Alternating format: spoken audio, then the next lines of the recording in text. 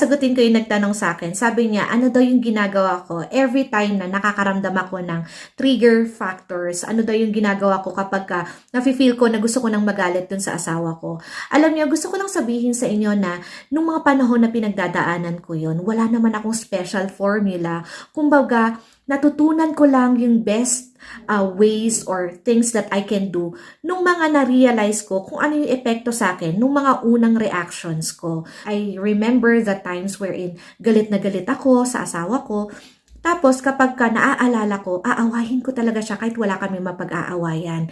And ang ending nun, yung pareho kaming galit sa isa't isa at hindi na kami magbabate, then I feel frustrated dahil pakiramdam ko, wala siyang pakialam dun sa nararamdaman ko. And also, alam niyo ito pa, na-realize ko na during those times, my anger has been manipulating me to be the kind of person that I am not.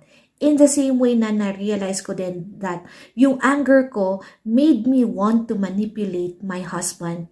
Kung paano siya magre-react, kung ano yung mga dapat niyang sabihin. And that is making things more complicated during that time. Alam niyo ba na may mga times pa, for example, yung umiiyak ako, no? Tapos hindi na talaga ako mapatahan, ganyan. So, sinusubukan akong patahanin ng asawa ko. Sasabihin niya sa akin na, okay, sorry, ganyan, yayakapin niya ako. Pero ang gagawin ko, I would push him away and tell him na huwag niya akong pakialamanan at galit na galit ako sa kanya, mga ganon. So, ang ending, matutulugan niya ako ngayon. Kapag natulugan niya ako, magagalit ako niyan. Tapos, syempre, mafufrustrate ako. Ang iisipin ko is, wala siyang pakialam dun sa nararamdaman ko or kumbaga yung hindi na niya ako mahal kasi hindi na niya ako sinusuyo. Pero actually, I was pushing him away. That's the reason why hindi na niya ako sinuyo nung time na yon. So, galit ko made me do things na mas lalong nagkukomplika nung sitwasyon naming mag-asawa.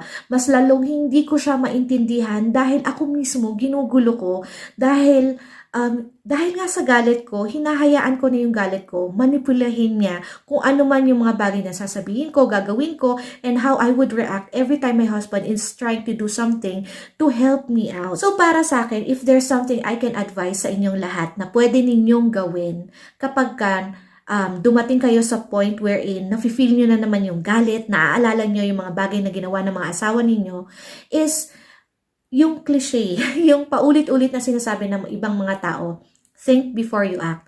Isipin mo, kung iisipin mo parang napaka-ideal naman nun, wala na bang ibang suggestion? Pero alam nyo, yun yung best thing that you can do. Isipin mo, kapag magagalit ka, sino magbe-benefit doon? Is it you? Is it your husband? Or is it nobody? Kapag sisigawan mo siya at sa start-up ka ng away, will it change yung bagay na nangyari before? Maibabalik mo pa ba yung nangyari noon para hindi na sana nangyari yon? Magkakaroon ba ng justification lahat ng mga bagay na nagawa sa'yo ng asawa mo? Di ba hindi? So sa tingin ko, eventually talaga na-realize ko na yung galit ko dun sa asawa ko made me become a weak person to the extent na hindi ko na kayang kontrolin yung sarili ko. And that's when I came to my own senses at na-realize ko na I have to start being in control of my own self, my own life, my own emotions. Dapat hindi ko hayaan na maging slave ako ng galit ko. Kasi every time na lang na titrigger yung galit ko, para akong sunod-sunuran dun sa galit ko na sundin ko kung saan ako dadalhin ng galit na yon. But it was not helping me. Ang kagandahan lang pagka nasubukan na natin mag-move on at nagkaroon tayo ng progress, and if we choose to keep moving forward, ma-appreciate natin yung essence nung choice natin to help ourselves. Marirealize natin kung gaano nakatulong sa atin yung pagpili natin na maging committed to keep on helping ourselves.